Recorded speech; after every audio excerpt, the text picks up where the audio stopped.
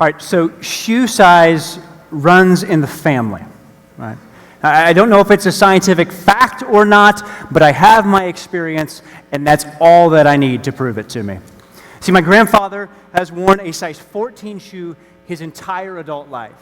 And I'm sure that he, at one point in his life, was a lot taller in his younger years, but he still casts a very big shadow over our family. He's a kind man, considerate, man who does things the right way, hardworking, fun to be around, and, well, honestly, he tells the best stories, like this one. So when he was 12 years old, his mother told him that she was going to take him to the doctor to have his tonsils removed, right? Fair enough. However, when he woke up from the surgery, his throat wasn't sore because she had actually taken him to be circumcised.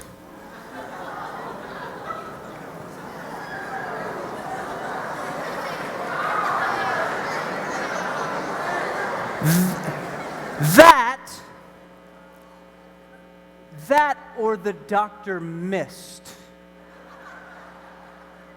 Anyway, I'll cut to the point. The thing is,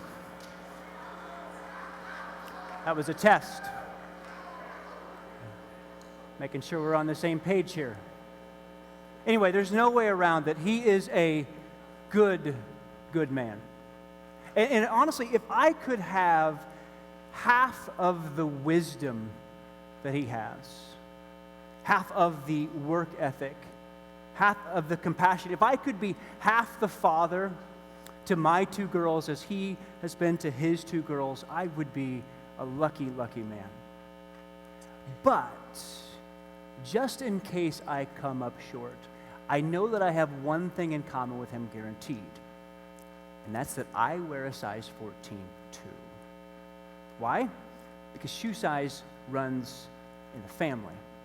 Now, you might be asking yourself, what does shoe size have to do with to be continued? Everything, actually. So let me explain. I know that a lot of times in life we like to think of ourselves as self-made people. That everything that we've accomplished, we've done so because we pulled ourselves up by our own bootstraps, right? We have achieved all of our success. But if you stop to think about it too long, you recognize that there's a whole lot in your life that you didn't pick or choose or make for yourself. You didn't choose the family that you were born into. You didn't choose when you were born. You didn't get to pick out your genetics. You didn't get to pick where you were born. You didn't get to pick the color of your skin. You didn't get to pick your generational sins. Those were just given to you. And in fact, I know this is a little bit more complicated, but hang with me here. You wouldn't be here tonight had someone not passed down the faith to you as well. It seems like almost everything we have in life has been given to us. And therefore, the only thing that we have control of is what we do with what we've been given. Now, you've spent the last 5 days, right, walking with Elijah, watching God do things through him and with him, calling him to be such a powerful prophet. But if we're not careful, we get to the point in this story and we begin to really think that Elijah is the center of the story. And that's not true. You see, because tonight, Elijah's story is actually going to end, but our story, God's story, is just beginning. So last night you were introduced to Elisha, this man that Elijah calls to follow him, to be the next great prophet in Israel. And Elisha, if you remember, had things pretty good. He was set up pretty well, and following Elijah, giving up his old life would be a bit of a risk. But Elisha says, I'm compelled to do this. I'm in. I'll follow you. And Elisha leaves and follows Elijah, and I'm sure at some point he began to ask, okay, Elijah, when am I going to take over your ministry? And Elijah says, yeah, about that. Because if we're not careful, we'll miss a really important detail to their relationship. It's only a few pages in our Bibles, from 1 Kings 19, where the story was last night, to 2 Kings 2, where our story is this evening. It's just a few pages in your Bible. It's just a quick little flip on your smartphone, on your mobile Bible app. But in all actuality, the period of time from the time that Elisha was called to the time that he took over for Elijah was about 18 years. I know. I can do math too. That's a lot of waiting. That's a long time. And I don't know Elisha, but I have to think at some point in following Elijah around for those almost 2 decades, the Bible says he followed him around and was his servant, that Elisha has to just kind of sit there and go, my goodness, what am I doing? God, I'm wasting the best years of my life following Elijah around. When are you going to do the thing that you said that you were going to do? And I don't know about you, and don't get me wrong, I know God is really powerful. But I feel like I spend so much of my time, so much of my life waiting on God. But here's the thing that I've noticed about waiting. Here's the lesson I've learned, is that waiting takes time. So, my sophomore year of high school, I took Spanish 1 in 5th hour. Now, Spanish, the class really is irrelevant to the story. I don't know Spanish. I didn't learn much Spanish that year, but what is relevant to the story is that right next to Spanish 1 was Latin 4. And Tori Lee, a senior in high school, took Latin 4 the same hour that I was right next door in Spanish 1. Now, I had met Tori the summer before, and when I found out that she was going to the same high school that I was going to, I made it my goal that year to put myself in the same geographical location as her as often as possible. Now, some people would tell you that is stalking, and they are correct.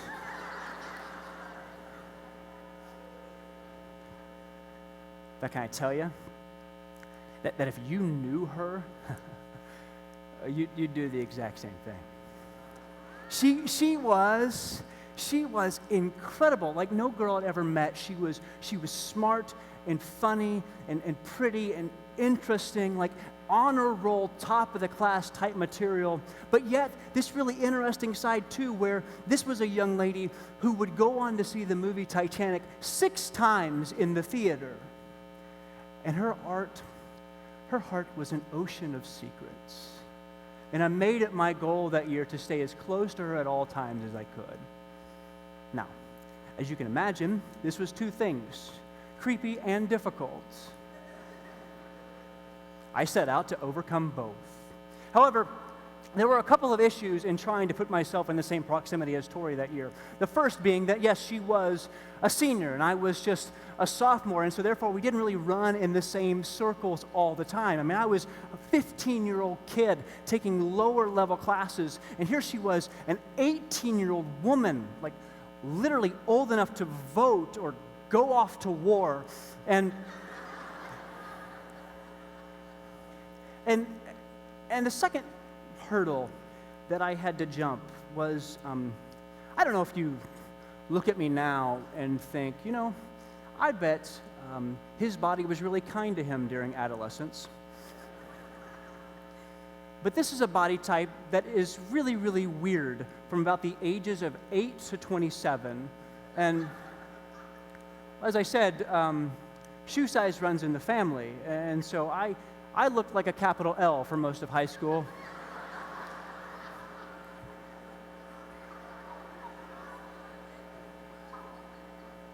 Just a lot of this. Like if you put a pair of cargo shorts on a selfie stick, that would be me. And so because of these hurdles that I had to somehow cross, my dating resume was not all that impressive. Yeah, I mean, there was the occasional girl at church camp, but I mean, let's be honest. I mean, to be the most eligible bachelor at church camp, you really just have to know all the motions to Lord, I lift your name on high, and you're in, right? And there was this, there was this one girl, but like her family raised ferrets. And I know that sounds exotic and all, but nothing kills the mood faster than ferret dander in your mouth. And so, because it's just everywhere. So that year, I pursued Tori like a ferret pursues a baby chick, because ferrets eat baby chicks. I didn't know that, but it's true.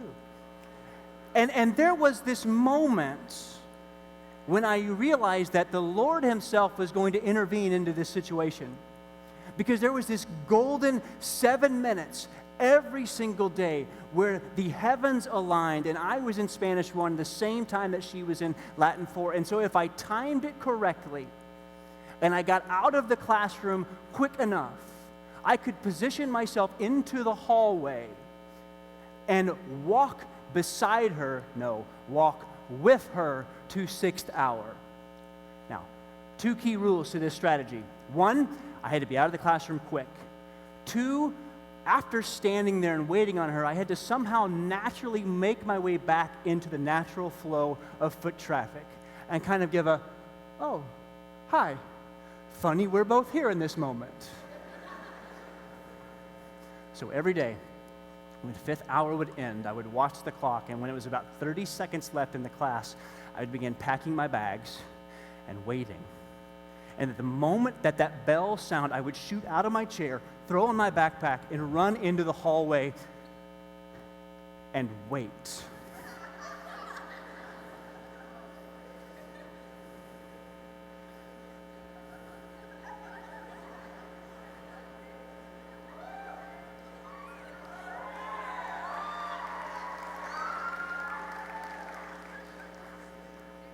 And I was not very sly about this. I know that because, well, one time when class was being dismissed, I saw a friend of hers walking with her. They looked at me, and I saw her friend mouth this phrase, "Oh, look, it's your little sophomore friend." And I thought, they know what grade I'm in. But can I tell you this? Every day,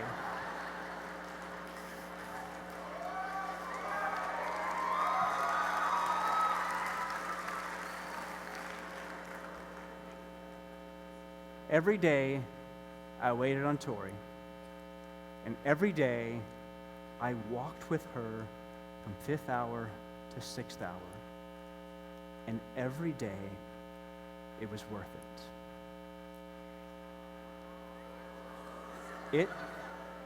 It was what we called in Spanish class, bueno.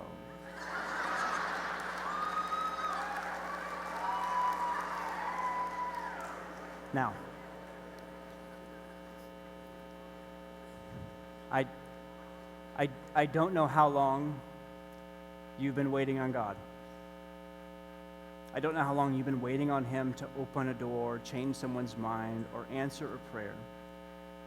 And I don't know how long you will wait on him. But I know this: he never wastes a moment of our waiting. And just because he seems silent doesn't mean that he's not working behind the scenes. And the truth is, if you don't feel like where you are where you want to be right now, that doesn't disqualify you for kingdom work in the future. No, God is very, very patient. And I believe the words of Philippians 1, where it says that God, who began a good work in us, in you, will carry it out to completion if we wait. And Elisha did. And eventually, Elisha's time came, and we pick up the story in 2 Kings chapter 2. It says this: 50 men from the company of the prophets went and stood at a distance, facing the place where Elisha and Elijah had stopped at the Jordan. Elijah took his cloak, rolled it up, and struck the water with it. The water divided to the right and to the left, and the two of them crossed over on dry ground. When they had crossed, Elijah said to Elisha, "Tell me, what can I do for you before I am taken from you?" Let me inherit a double portion of your spirit, Elisha replied. Okay, you've asked a difficult thing, Elijah said. Yet if you see me when I am taken from you, it will be yours. Otherwise, it will not. If I could be honest for a second, I've always seen this text as just like a weird exchange. Like, who does Elisha think that he is? I mean, that's a really bold ask, to just ask the most effective and powerful prophet in all of the Old Testament, hey, can I be twice as powerful as you? And I know there are some cultural implications to what he was asking, but at the same time, what if Elisha's right? I mean, why wouldn't God want to answer this request from Elisha? God's story has always been about growing and expanding and being more powerful in the future than it is in the present. This really does seem to kind of fall right in line with how God is wanting to move among his people. And it kind of got me thinking that maybe I don't pray the right prayers. Maybe that God is waiting on me to start asking him for some really bold prayers, to start asking him to do some pretty incredible things through me and around me. Like, what would God be able to do if I would just simply say, hey, I think we can do this together, let's do it? What would my life be like if I could only somehow expand my imagination to be as big as God's to what is actually possible? My daughter was in preschool a few years ago, and she took home this take-home assignment. And the assignment was pretty simple. We want you to draw. They give us a piece of paper. We want you to draw in color what you want to be when you grow up. She's 4 years old at the time, right? She does that, and she takes her paper back to school, and then the teacher collects all the papers from all the kids, all the drawings, makes copies of them, laminates them, and puts them in a binder. So every family got to see the entire class's future job aspirations. I remember sitting at the table looking at this book and flipping through them, and as you can imagine, the drawings were cute, no doubt. I mean, they're preschool kids. You can't go wrong, right? However, most of them were actually also pretty typical, right? And so I brought some for you to see. So this is from Alice's class. This is Carson. He wants to be a policeman / chicken. But that's a noble job, noble calling, right? Very good. Okay, so next we have, super. So this is Alice, right? She wanted to be a lifeguard when she was in preschool. And you'll notice that shoe size runs in the family. She's pointing to that, right? So our next one here, this is Shay.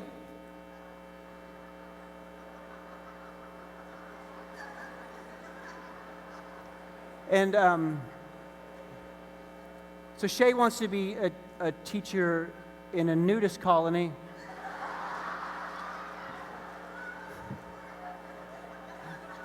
Where you learn about pineapples. And then the next one, okay, so cool, this is good. This is Brooke. I don't think the cat's going to make it. So this is what a lot of them are like, right? About 20 of these, all really cute, all really typical. So then I got to the last page in the book. And it's almost as if the teacher put it on the last page, thinking that parents wouldn't have the stamina to make it all the way to the very end and not see what Dashiell drew. So I got to Dashiell's page, and then I saw this. And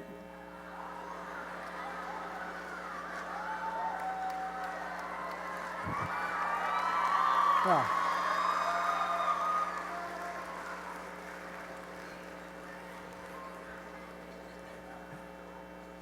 now, I don't know what a tree rex is either. I would think that if we broke down the words, it would be something like the king of the trees, but I don't know that for sure because I've never seen one. But what if that's the point? What if Dashiell is actually closer to what God wants us to do with our lives than any of them? No, that doesn't mean you can't be a veterinarian or you can't be a policeman, but what if God is leaning over the rails of heaven, imploring you to think bigger than you currently are? I find myself so preoccupied with making sure that I fit into everybody's perfect box of expectations for me, that I got to live up to their standards when God is leaning over saying, no. It could be so much bigger than that if you just trust me. If you will just ask me to do big things through you and around you, I am more than happy to do it. And then the story gets interesting. We read in 2 Kings, as they were walking along and talking together, suddenly a chariot of fire and horses of fire appeared and separated the two of them. And Elijah went up to heaven in a whirlwind. In a whirlwind. Elisha saw this and cried out, my father, the chariots and horsemen of Israel. And Elisha saw him no more. He then took hold of his garments and tore it in two. Now, I've got to think that this moment happened so quickly that Elisha didn't even have time to take out his phone and take a picture. Hashtag sweet chariot. Hashtag he gone.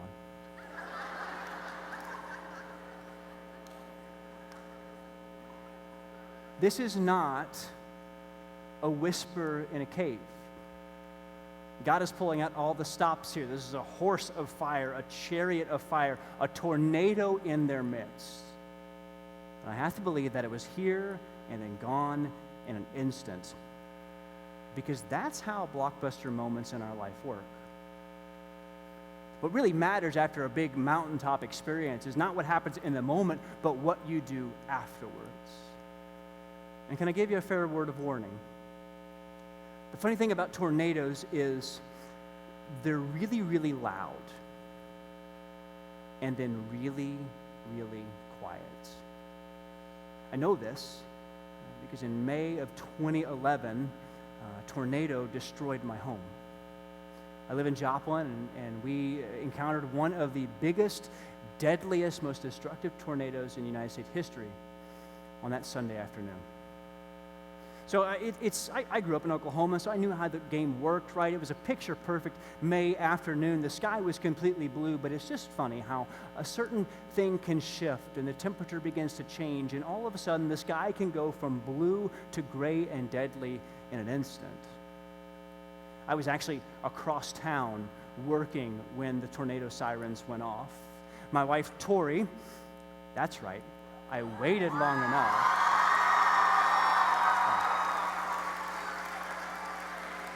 Now, I have to point out two things real quick. So a lot happened, right, between 5th hour passing period and our wedding day, right? You gotta put in the work, right?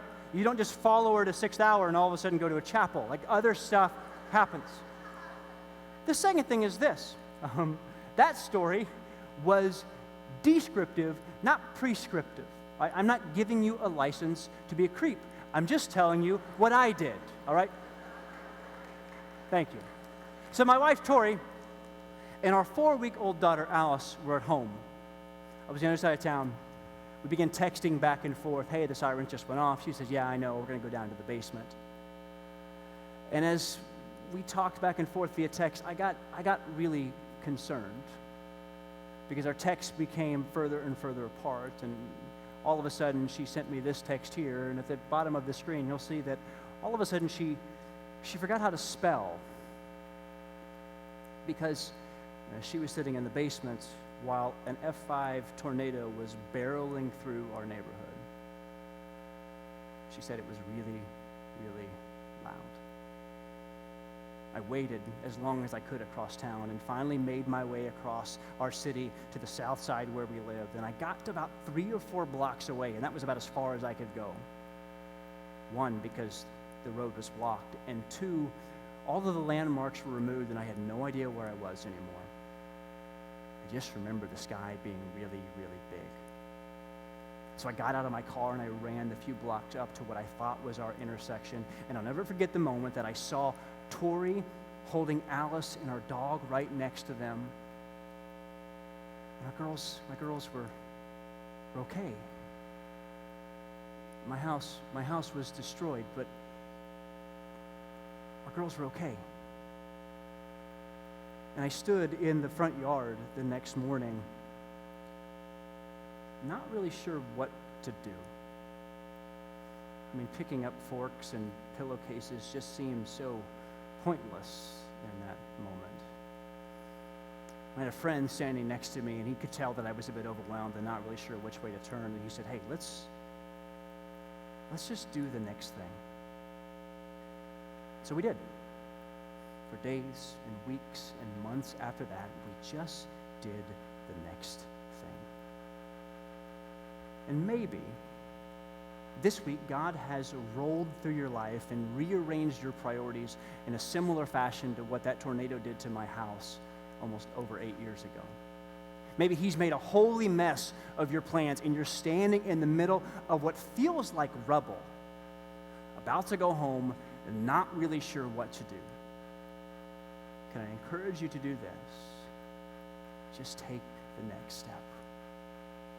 You might find yourself in a couple of weeks sitting on your couch or sitting at your home going, I just don't feel the same way. I don't feel like I didn't move. God doesn't talk to me like he doesn't move. I don't feel like that anymore. And can I encourage you with this? That's okay.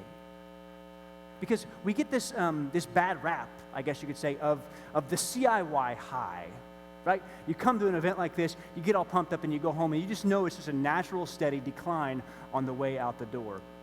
But can I tell you something? You may not realize this, but like currently sitting here right now on a Friday night, you are so sleep deprived. You've had so much Monster and Red Bull and Mountain Dew. You've eaten Pringles for breakfast for the last 3 days. Your chemical balance is all out of whack, and your body's just going, please, enough of this. Give me something green. We need something green that's not a Bang energy drink, please. Your chemical system is so out of whack right now that you are literally high. You are literally high right now. So get this. It's not going to be the same way when you go home. And that's exactly the point. And can I encourage you with this too? If you don't feel like this in a week from now, the decisions you made here this week, the business you took care of right up here on this stage, it still counts. It still means something. And the commitments that you've made this week, they are still valid even when you fall short of keeping them. God isn't asking you to be a finished product, to walk out of here like it's a sort of assembly line, all perfect and ready to go. Look at this, I'm a perfect Christian kid. No. He's starting something here that he wants to spend the rest of your life completing. All he's asking you to do tomorrow and the next day is to take the next step. Because if you do that enough, well, you'll find that even when the story seems to unfold rather slowly, it goes really quick. Because all of a sudden, we continue to read in 2 Kings. Elisha then picked up Elijah's cloak that had fallen from him and went back and stood on the bank of the Jordan. He took the cloak that had fallen from Elijah and struck the water with it. "Where now is the Lord, the God of Elijah?" he asked. When he struck the water, it divided to the right and to the left, and he crossed over it. And just like that, Elijah's story ended. Went quick. Goes quick. Right? Any graduated seniors over here in this area? Right here? Yeah, what's your name? Say it again. You do one more time for me. Mitchell. Nice to meet you, Mitchell. You just graduated high school? Congratulations. Hang with me. Stand up for me, would you? So, Mitchell, you just graduated. It goes quick, right? Yeah. So, ready? Catch. So, what I've found is, as quick as it goes, thank you, as quick as it goes, and as predictable as it is, people they kind of lose their minds around graduated seniors in May, right? And so you'll meet somebody and you'll say, "Oh, you're graduating?" You're like, "Yeah, I'm going to graduate in a week. I'm graduating next year," or whatever. And they'll just go, "No, it can't be." And you're like, "Well, yeah. I mean, that's how time works. Like, we all get older, right? It just happens." And they're like, "Oh, Mitchell," and you'll meet people in your. Oh, I'm sorry. Let's try that again. I need everybody's head on a swivel, please. All right. So, Mitchell, what you'll find is you'll meet people that in your church and maybe in your youth group, and maybe you'll go to youth group time tonight and you'll have this kind of similar conversation where they'll stand around you and they go, "Oh, Mitchell, man, we're going to miss you so much. Like our youth group is never going to be the same. Like you were our rock, Mitchell. You held us all together. Like we'll never have another graduating class like the class of 19. Like that was the epitome of our church. We don't know what to do without you." And can I tell you, when they're telling you this, they're lying to you. Because, well, here's what happens. Every time a graduated senior class leaves, hang right there. Are there any, like, incoming freshmen over here? Right here? Yeah, you. Yeah, are you an incoming freshman? Hi, yeah. Go ahead and stand up.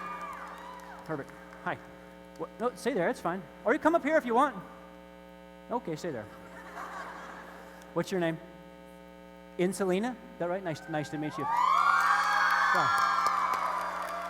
So, Insulina, here's what happens. Every time a graduated senior class leaves, an incoming freshman class comes into the youth group. And it only works. Church only works if we do this.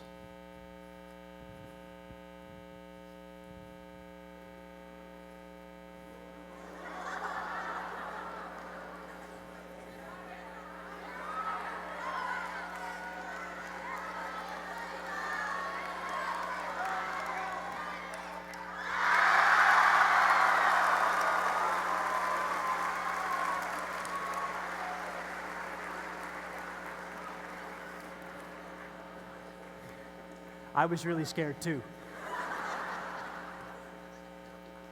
Oh, I'm sorry, you can sit down.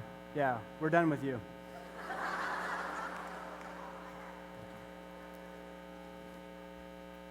So here's the deal.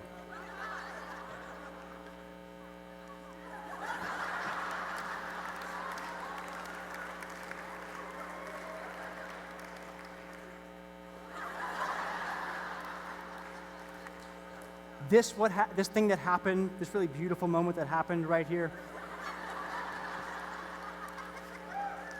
this kind of thing is really what the church is about. Because I believe that no matter what graduating class leaves your youth group, no matter what minister comes and goes from your church, no matter what happens in your youth ministry in 2019 and 2020, I believe that if we continue to pass along the faith to those that are coming behind us, that the best days of the church are always in front of us. And this little thing right here, some people would call it catch.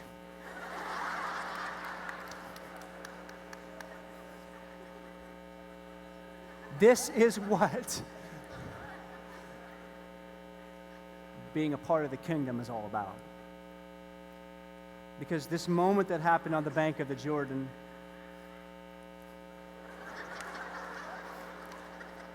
when Elijah passed to Elisha, would later happen when Jesus passed the ball on to his disciples. And get this, he didn't just leave them a double portion of the Spirit, he left them the Spirit. And the same promise is true for us, for those who follow him. And Paul would later pass to Timothy.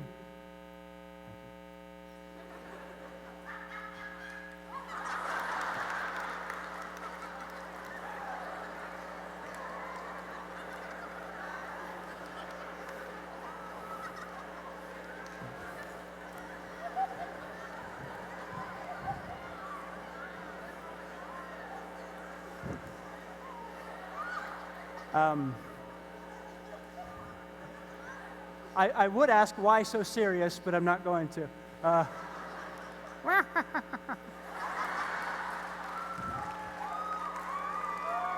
I'll get you, bat. But Jesus passes to his disciples, and Paul passes to Timothy. And my grandfather passes to me. Because everything I have has been given to me. And shoe size runs in the family. Last October, it was a Sunday morning. And my mom called at 7:45 in the morning, and I immediately knew this was not good. One, because who calls people? And two, because it was 7:45 on a Sunday morning, and I answered the phone, and I answered the phone by saying, "What's wrong?" And through tears on the other line, she said, "Granddad's had an aneurysm burst, and he's not going to make it." Okay. So I skipped church that morning, and I drove the 2 hours down to the hospital, and I sat with him that day as the nurses made him as comfortable as possible. And that afternoon, his scene ended. And I wasn't ready for it. I guess you never are. But you know what gave me such peace and hope in the week that followed, and we honored him as we continue to celebrate his life, is that he met the final stage of his life like every other stage, head on, fully trusting in the fact that he was living in a story so much bigger than his own. He would say with a twinkle in his eye from time to time, you're not getting out of this world alive. And he meant it. And he finished the race well. A few weeks ago, I was at my grandmother's house, which is still weird to call it that. I was at my grandmother's house, and she said, I need you to go get some things out of Granddad's closet. I said, "No, that's weird." And she got a little frustrated, and she said, "You're the only one that can wear those shoes." Because I wear 14 too. And I went into the closet, and it was the same as it was that October Sunday morning. And I went over to the shoe rack, and they were all meticulously lined up, and I pulled off a pair of shoes. And I sat down on the floor, right there in the closet, and took off my shoes, and was just really kind of overwhelmed in the moment, Not over like a fear of death or anything, but more realizing that everything I had, I'd been given, including this moment, including today, including a chance to, play a part in a much bigger story. To put on those shoes and kind of live a very similar life to the life he lived, where I think he found the secret to following Jesus, which is to follow Jesus and be as influential as possible. and then exit with grace. Because when you're living in a story that's not your own, that means your story never ends. And this eternal life thing is not something that we get down the road. It's something that we practice and live out today. And we get to be a part of that story. And yeah, they might be a little big, but we've all got big shoes to fill.